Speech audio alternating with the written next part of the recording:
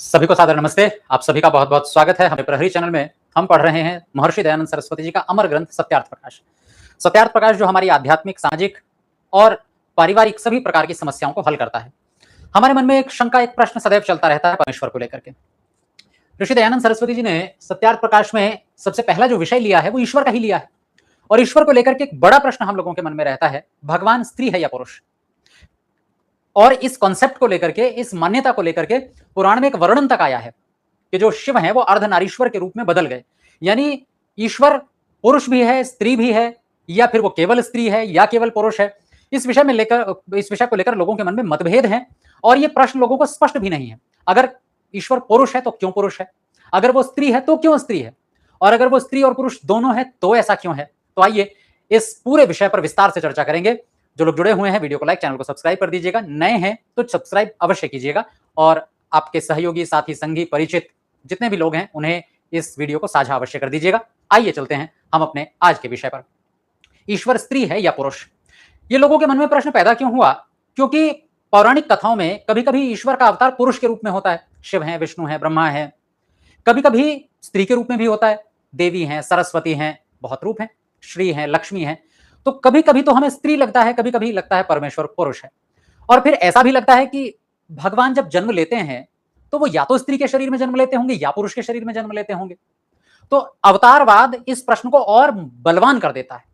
मतलब ये प्रश्न लोगों के मन में संभव तो नहीं आता, लेकिन अब तो पुराणों से आ गया। दूसरा, अवतारवाद की थ्योरी से ये कॉन्सेप्ट, ये विचार लोगों के मन में आ गया कि हो सकता है स्त्री पुरुष में से कोई एक भगवान का रूप हो सकता है। लेकिन महर्षि दयानंद सरस्वती जी इस पूरे तथ्य को दो आधार पर समझाते हैं। पहला दार्शनिक आधार, दूसरा भाषा का आधार। दार्शनिक आधार क्या है, भाषा का आधार क्या है, दोनों को समझेंगे। उससे पहले कुछ नाम है परमेश्वर के, उन पर दृष्टि डालते हैं और फिर उसके बाद में परमेश्वर के जो लिंग है, मतलब ईश्वर पुल्लिंग है, स्त्रीलिंग है, नपुंसक लिंग है, इसे भी हम समझेंगे। ईश्वर का बड़ा एक प्रचलित सा नाम है गणेश। हमारे यहाँ गणेश चतुर्थी भी मनाई जाती है इसीलिए। और गणेश को लेकर के पुराणों की जो थ्योरी है, जो विचारधारा है कि वो शिव जी के पुत्र हैं, पार्वती जी के पुत्र हैं, बल्कि सीधे सीधे पुत्र नहीं है, बल्कि पार्वती जी स्नान कर रही थी, उनके शरीर से जो मैल उतरा उससे गणेश जी का जन्म हुआ। शिव आए, क्योंकि पार्वती जी स्नान कर रही थी तो उन्होंने अपनी सुरक्षा में गणेश जी को लगा दिया। शिव आए, गणेश जी ने रोक दिया, अंदर कोई नहीं जा सकता, मेरी माँ भीतर हैं। जब रोका तो शिव ने उनका क्रोध में आकर गला काट दिया और फिर वो हाथी का सिर लगाया गया, जो जैसी भी वो घटना है। कुल मिलाकर के ये मान्यता पुराणों की मान्यता है। लेकिन क्या ऋषि दयानंद सरस्वती इस बात से नकारते हैं कि परमेश्वर गणेश नहीं है? नहीं, ऋषि दयानंद मानते हैं कि परमेश्वर गणेश है। लेकिन गणेश है तो कैसा गणेश है? दरअसल गणेश और गणपति ये दो शब्द प्रचलन में है। गणेश भी वही है जिनको ऊपर सर जो है वो हाथी का है और नीचे सामान्य मनुष्य की भांति है, और गणपति भी उसी रूप में, मूर्तियों के रूप में बनाए जाते हैं। उनकी दो पत्नी बताई जाती हैं, रिद्धि और सिद्धि। लेकिन ऋषि दयानंद सरस्वती जी जब परमेश्वर को गणेश और गणपति के रूप में मानते हैं तो वो रूप क्या है, आइए देखते हैं। दरअसल गणेश को समझने के लिए या गणपति को समझने के लिए पहले गण शब्द को समझना होगा आप लोगों को। ये गण शब्द क्या है इसे समझ लेंगे, क्षमा कीजिएगा, अगर इसको समझ लेंगे तो बाकी सब अपने आप समझ में आ जाएगा। ये गण शब्द हमें समझ में आ जाना चाहिए। दरअसल गण कहते हैं लोग या समूह को। जैसे आपने कई बार यूं ही कह दिया होगा विद्वत गण, आपके घर लोग आए हों या आपके किसी कार्यक्रम में बहुत सारे विद्वान लोग आए हों तो हम शब्द प्रयोग करते हैं विद्वत गण, मंत्रीगण, सामान्य गण। या गण शब्द को लगाकर हम किसी भी सम्मानित व्यक्ति को पुकार लेते हैं। जैसे सम्मान्य गण तो हम बोलते ही बोलते हैं, और हम जो हमारा राष्ट्रगान है वो गाते हैं, उसमें भी शब्द का प्रयोग करते हैं, जन गण मन अधिनायक जय है। अब उसमें भी गण शब्द आया है। वहां गण शब्द का अर्थ है भारत के लोग, यानी भारत के लोगों का जो समूह है उसे गण कहा गया है। तो गण शब्द का मतलब ही होता है लोग, समूह। और इसमें एक ईश शब्द और है। ईश माने स्वामी, अर्थात कर्ता धर्ता, उनका पालन करने वाला, उनकी व्यवस्था करने वाला।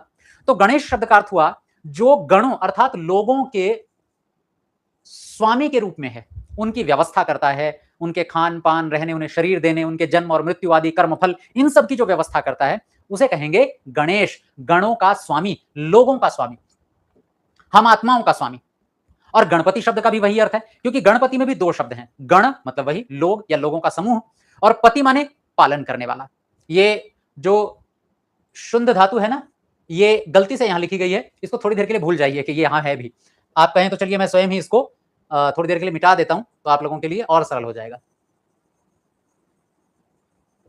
बस ठीक है, अब आप लोगों को ये दिखाई नहीं देगी। तो गणपति का मतलब होता है, गण माने तो ऊपर लिखा है ये लोग, और पति माने पालन करने वाला। इसलिए स्वामी जी दोनों का अर्थ एक साथ लिख देते हैं कि जो प्रकृति आदि जड़ और सब जीव प्रख्यात पदार्थों का स्वामी है।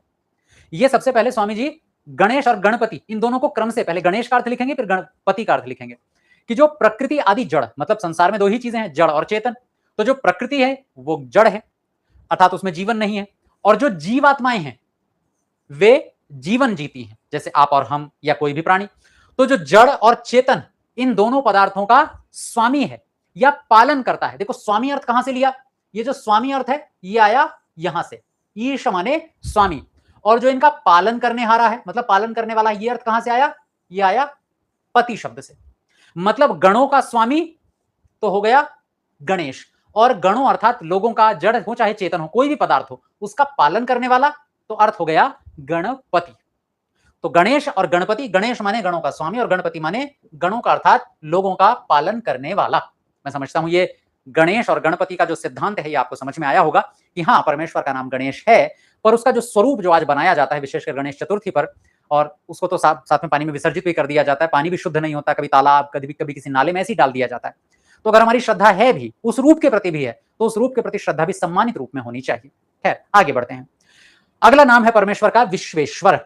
विश्वेश्वर सरलता से समझ में आ जाएगा। विश्वेश्वर को समझने के लिए दो शब्दों को समझ लीजिए, विश्व और ईश्वर। विश्व शब्द का अर्थ होता है सब। वैसे आप लोगों ने विश्व का अर्थ सुना होगा संसार। संसार को भी विश्व इसीलिए कहते हैं क्योंकि उसमें सब आ जाता है।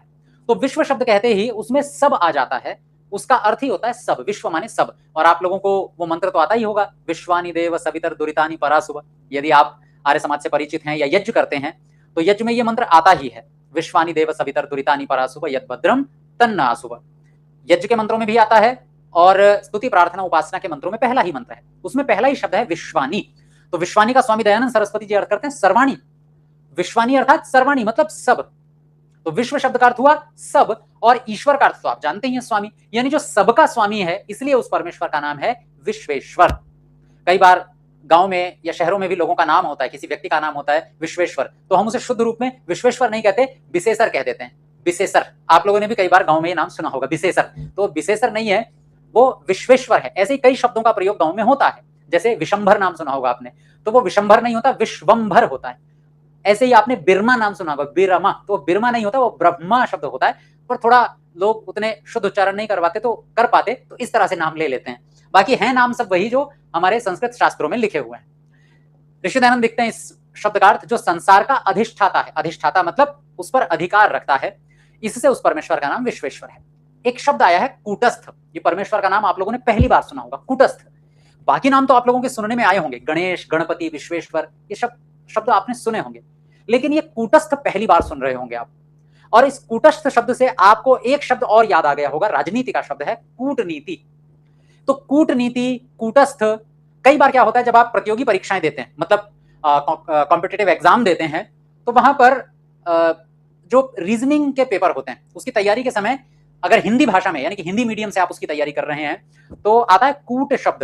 अब ये कूट शब्द क्या होते हैं वहां पर, तो वहां पर आधा शब्द लिखा होगा, बोले इससे मिलता जुलता शब्द खोजो, उसे कहते हैं कूट शब्द। तो ये कूट शब्द का कूट नाम क्यों पड़ा, या कूटनीति को कूटनीति क्यों कहते हैं, कूट शब्द का क्या अर्थ है, तो कूटस्थ भी समझ में आ जाएगा। तो दरअसल ये जो कूट शब्द है इसके दो अर्थ होते हैं, कूट धातु से बना है ये। पहला अर्थ होता है निश्चल, दूसरा होता है विविध व्यवहार। पहला अर्थ हुआ निश्चल, निश्चल माने जिसे बदला ना जाए, यानी जब हम कूटनीति की बात करते हैं तो हम ऐसी नीति की बात कर रहे होते हैं राजनीति में कि जो हम अगले लंबे समय तक एक नीति निर्धारित कर रहे हैं, आने वाले 25, 30, 40 वर्षों तक ये नीति हमारी रहेगी, उसे हम कहते हैं कूटनीति। और उस कूटनीति का दूसरा अर्थ होता है विशिष्ट व्यवहार, यानी कि हम ऐसी कोई नीति ला रहे हैं या ऐसी इस नीति से हम विदेशों से संबंध रख रहे हैं कि लोगों को पता ना चले कि हम चाह क्या रहे हैं, हमारा व्यवहार विविध तरह का हो, अलग अलग तरह का हो, विशेष हो।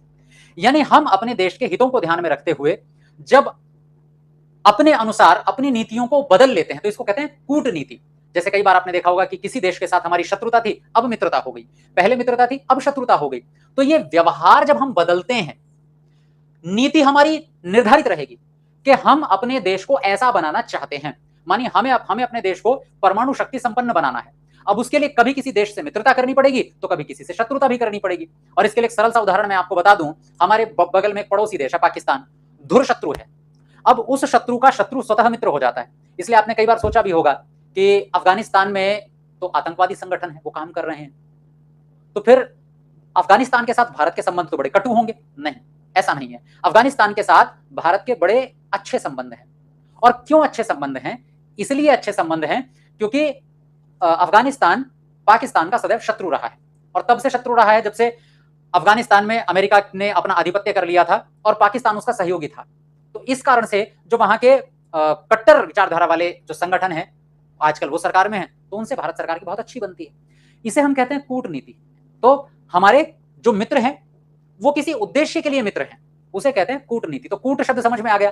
कूट मतलब हम अपना उद्देश्य निर्धारित रखते हैं, लेकिन व्यवहार बदलता रहता है। और यही परमेश्वर के नाम में भी अर्थ है। कूटस्थ में स्थ का मतलब होता है स्थिर, टिकाऊ। तो कूट का अर्थ तो आपने समझ ही लिया। अब इसके आधार पर ऋषि अर्थ लिखते हैं, जो सब व्यवहारों में व्याप्त है। व्यवहार को लेकर के और निश्चल शब्द को लेकर के अर्थ कर रहे हैं, जो व्याप्त है, जो सब व्यवहारों में व्याप्त है और जो सब व्यवहारों का आधार है, बेस है। जो सब व्यवहारों का आधार है, सब व्यवहारों में व्याप्त है, यानी कि चाहे हम बोलें, खाएं, पिएं, सोचें, कुछ भी करें, हो परमेश्वर के कारण ही रहा है। परमेश्वर के आधार के बिना, परमेश्वर के आधार के बिना ना हम बोल सकते, ना सुन सकते, ना खा सकते, ना पी सकते, ना चल सकते, ना उठ सकते, ना बैठ सकते। यानी हमारे सारे व्यवहारों का आधार परमेश्वर है। और साथ ही कहा कि किसी व्यवहार में अपने स्वरूप को परमेश्वर नहीं बदलता। जैसे हम अपने व्यवहार में अपने स्वरूप को कई बार बदल लेते हैं। कई बार हम कठोर हो जाते हैं, कई बार मृदु हो जाते हैं, कई बार हम किसी के प्रति आसक्त हो जाते हैं, तो कई बार किसी के प्रति द्वेष रखने लगते हैं। बहुत अलग अलग तरह के व्यवहार हमारे होते हैं, और हम अंदर से भी बदल जाते हैं। आत्मिक रूप से भी हम उद्वेग में आ जाते हैं, कभी प्रेम में आ जाते हैं। परमेश्वर कुछ भी क्यों ना करे, चाहे वो न्याय करे, चाहे वो कर्मों का फल दंड के रूप में दे, चाहे पुरस्कार के रूप में दे, चाहे संसार को बनाए बिगाड़े, वो कुछ भी क्यों ना करे, स्वरूप नहीं बदलता।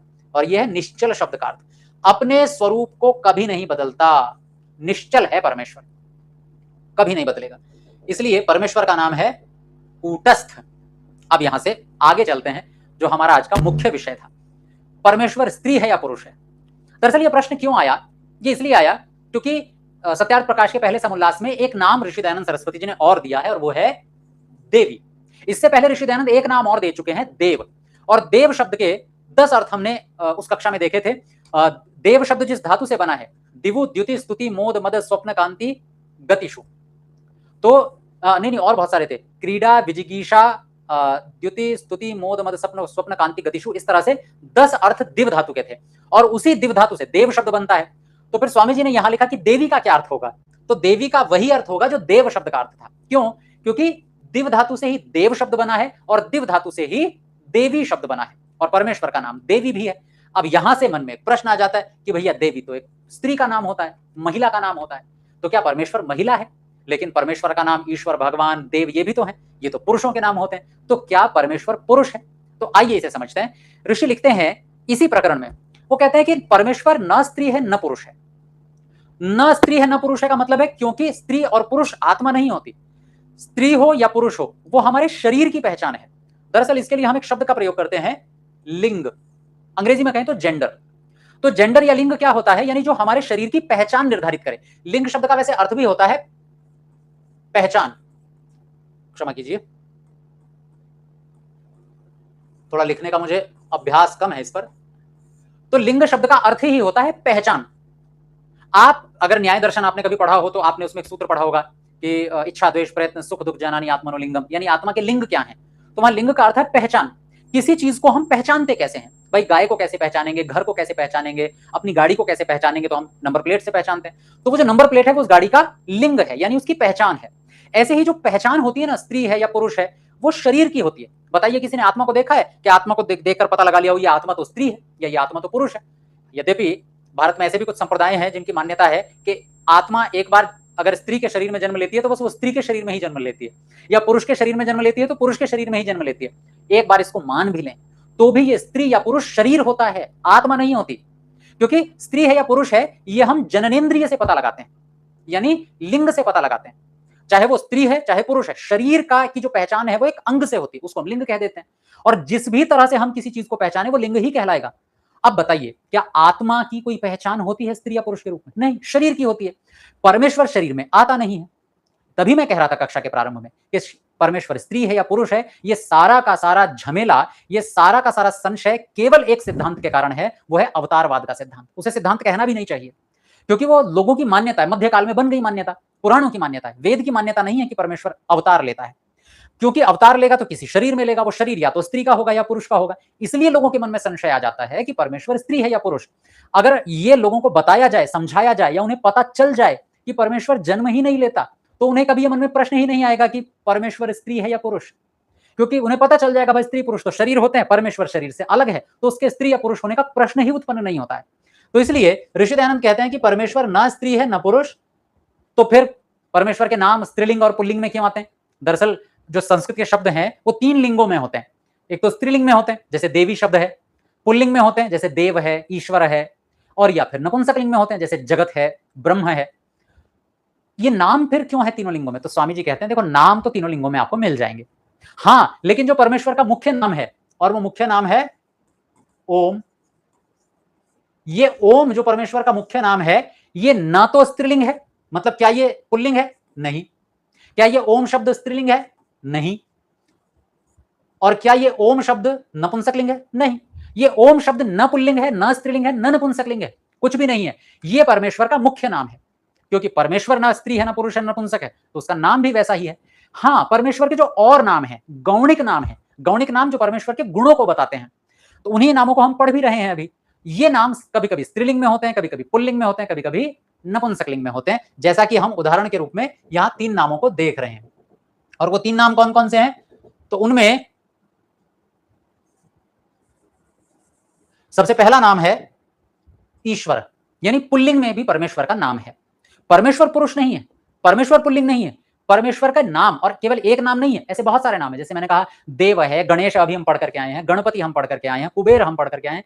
अधिकतर नाम जो हम पढ़ करके आए हैं वो पुल्लिंग में ही है, पर परमेश्वर पुरुष नहीं है। मतलब जिस तरह से हम पुरुष हैं, वैसे तो परमेश्वर का नाम है पुरुष। अब यहां पर भी कमाल की बात है, यहाँ पुरुष मतलब ऐसा वाला पुरुष नहीं, वहां पुरुष शब्द जो परमेश्वर के लिए आया है कि परमेश्वर पुरुष है, उसका अर्थ है जो पुरी में, पुरी कहते हैं इस पूरे संसार को, तो जो पुरी में, क्षमा कीजिएगा, जो पुरी में शेते माने सोता है, सोता है या रहता है, यानी जो पूरे संसार में, क्षमा कीजिए, हाँ शेते ठीक लिखा है, पर जो सोता है मतलब रहता है, तो जो संसार में रहता है उसे हम कहते हैं पुरुष। इस आधार पर हम परमेश्वर को पुरुष कह देते हैं, पर परमेश्वर ऐसा वाला पुरुष नहीं होता जैसे शरीरों में पुरुष होते हैं। तो परमेश्वर का नाम हाँ पुल्लिंग में भी होता है, स्त्रीलिंग में भी होता है। स्त्रीलिंग में कौन सा नाम है परमेश्वर का? तो स्त्रीलिंग में है जैसे चिति, चिति मतलब चेतनता, चिति माने चेतनता, और बहुत सारे नाम है, अभी आगे आएंगे आप देखेंगे। देवी नाम तो है ही परमेश्वर का एक, आगे देखेंगे शक्ति और लक्ष्मी, श्री, ये सब नाम स्त्रीलिंग में है। परमेश्वर स्त्री नहीं है, लेकिन उसके नाम पुल्लिंग में और स्त्रीलिंग दोनों में आते हैं। नपुंसकलिंग में भी परमेश्वर के नाम आते हैं। नपुंसकलिंग में ब्रह्म, ब्रह्म नपुंसकलिंग शब्द है, जगत नपुंसकलिंग शब्द है। तो परमेश्वर के नाम तीनों लिंगों में मिलेंगे। परमेश्वर न स्त्री है, न पुरुष है, न वो नपुंसकलिंग में। अब आगे चलते हैं, तो परमेश्वर के स्त्रीलिंग में कौन कौन से नाम है? सबसे पहला नाम तो यही है, शक्ति। शक्ति का मतलब क्या होता है? शक्ति का मतलब होता है, शक धातु से ये बना है, सामर्थ्य होना। अगर किसी में कोई कार्य करने का सामर्थ्य है तो उसे हम शक्ति कहेंगे। हमारे अंदर भी जो शक्ति है ना, हम पूछते हैं ना कि भैया कितनी शक्ति है तुम्हारे अंदर, अर्थात कितना सामर्थ्य है, क्या तुम्हारे भीतर इतनी शक्ति है कि तुम इतने भार को उठा पाओ, यानी क्या इतना सामर्थ्य है? तो परमेश्वर का नाम शक्ति क्यों है? क्योंकि जो परमेश्वर सब जगत के बनाने में समर्थ है, उसके भीतर इतना सामर्थ्य है कि वो जगत को बना भी सकता है, चला भी सकता है, इसलिए उसका नाम शक्ति है। श्री परमेश्वर का नाम क्यों है? वैसे श्री का अर्थ हम समझते हैं समृद्धि, पैसा, लेकिन श्री का अर्थ होता है सेवन करना। सेवन करना मतलब जिसका उपयोग किया जाए, जिसका लाभ लिया जाए, उसे कहते हैं सेवन करना। ये श्री शब्द का अर्थ होता है। इसलिए ऋषि दयानंद कहते हैं परमेश्वर का नाम श्री इसलिए है क्योंकि सब लोग परमेश्वर का सेवन करते हैं, अर्थात परमेश्वर से लाभ लेते हैं। क्या लाभ लेते हैं? साधना करते हैं, साक्षात्कार करते हैं तो आनंद मिलता है, अपने अंदर की शुद्धि होती है। ये परमेश्वर की उपासना का या परमेश्वर के साक्षात्कार का लाभ है, इसलिए परमेश्वर का नाम श्री है, क्योंकि हम उसका सेवन करते हैं, उसका लाभ लेते हैं। और लक्ष्मी नाम क्यों है परमेश्वर का? तो लक्ष्मी शब्द बना है लक्ष्य धातु से, जिसका अर्थ होता है दर्शन और अंकन, यानी देखना और चिन्ह लगाना, को चिन्हित करना। चिन्हित करना जैसे मार्किंग कहते हैं अंग्रेजी में जिसको। परमेश्वर का नाम लक्ष्मी क्यों है? जब लक्ष्मी का अर्थ या तो देखना होता है या चिन्हित करना होता है, और लक्ष्मी को हम पैसा भी कह देते हैं। क्यों? आइए देखते हैं।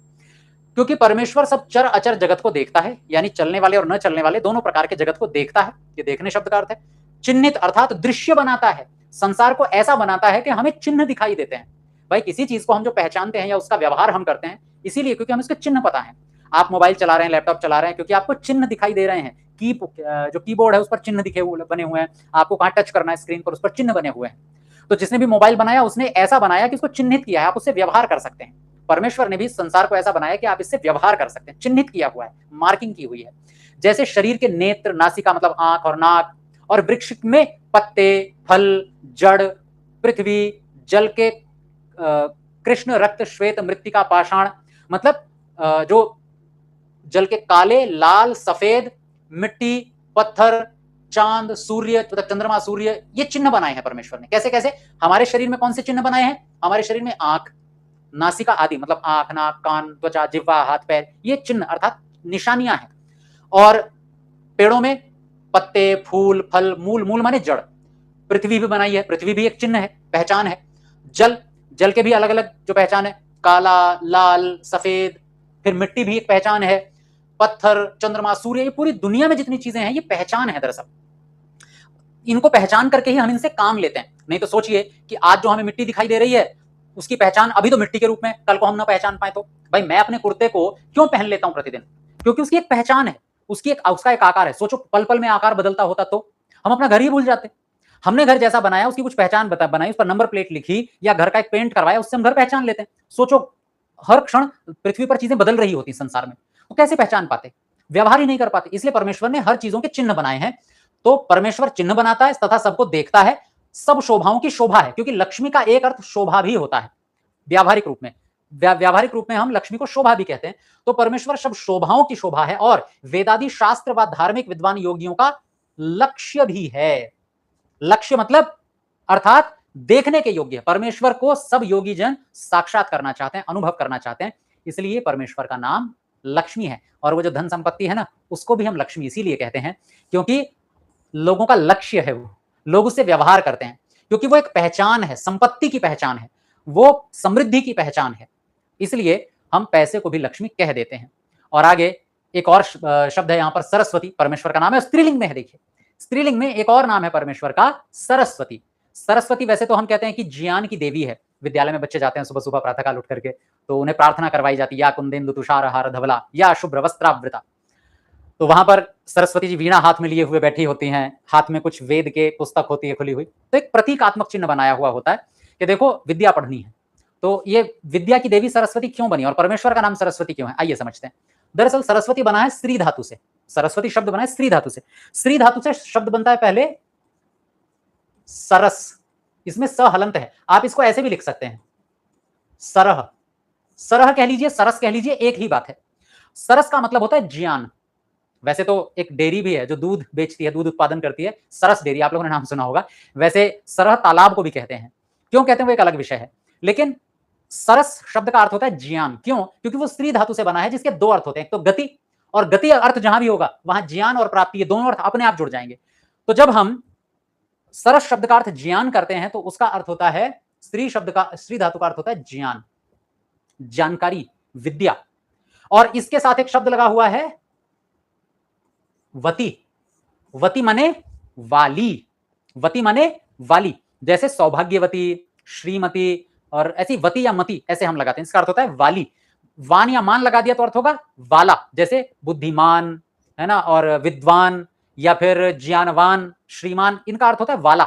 लेकिन जब वती लगा देते हैं तो उसका अर्थ होता है वाली, यानी ज्ञान वाली। जिसके पास ज्ञान है वह ज्ञान वाली कहलाएगी। तो परमेश्वर का नाम है सरस्वती, यानी परमेश्वर का नाम स्त्रीलिंग में भी है, ज्ञान वाली। इसीलिए जो विद्यालय में सरस्वती की मूर्ति बना करके और वो जो एक वंदना की जाती है, प्रातःकाल प्रार्थना की जाती है, तो उसमें विद्या को मांगते हैं, ज्ञान मांगते हैं। वो सरस्वती इसीलिए उनको कहते हैं क्योंकि वो ज्ञान वाली है, ज्ञान से जुड़ी हुई, उनका नाम ही सरस्वती इसलिए है। और अगला शब्द है हमारा सर्वशक्तिमान। अभी सर्वशक्तिमान एक अलग ही विषय है। अभी पिछले दिनों आचार्य अग्निव्रत नैष्ठिक जी की, एक पौराणिक व्यक्ति है, मैं नाम उनका भूल रहा हूँ, बहुत दिनों से आर्य समाज को लेकर के और परमेश्वर के सर्वशक्तिमान इस गुण को लेकर के बहुत अनाप शनाप कुछ भी बोलते जाते हैं वो। तो अभी उनकी चर्चा भी हुई पिछले दिनों, और जो होना था वो हुआ, पराजित तो होने ही थे। तो इस शब्द पर हम कल विस्तार से चर्चा करेंगे, परमेश्वर सर्वशक्तिमान क्यों है, और अगर वो सर्वशक्तिमान है तो फिर परमेश्वर जन्म क्यों नहीं ले सकता। प्रश्न तो उनका यही रहता है ना, सर्वशक्तिमान है तो मतलब कुछ भी कर सकता है, कुछ भी कर सकता है तो जन्म भी ले सकता है, और अगर परमेश्वर जन्म नहीं ले सकता तो सर्वशक्तिमान कैसे हुआ, मतलब वो कुछ भी नहीं कर सकता, कहीं तो उसकी लिमिटेशन है। तो फिर वो सर्वशक्तिमान कैसे हुआ? तो उनका कहने का मतलब यही है कि सर्वशक्तिमान है तो फिर जन्म भी लेना चाहिए। तो इसको हम कल समझेंगे, विस्तार से समझेंगे। अभी चर्चा को यहीं विराम देते हैं।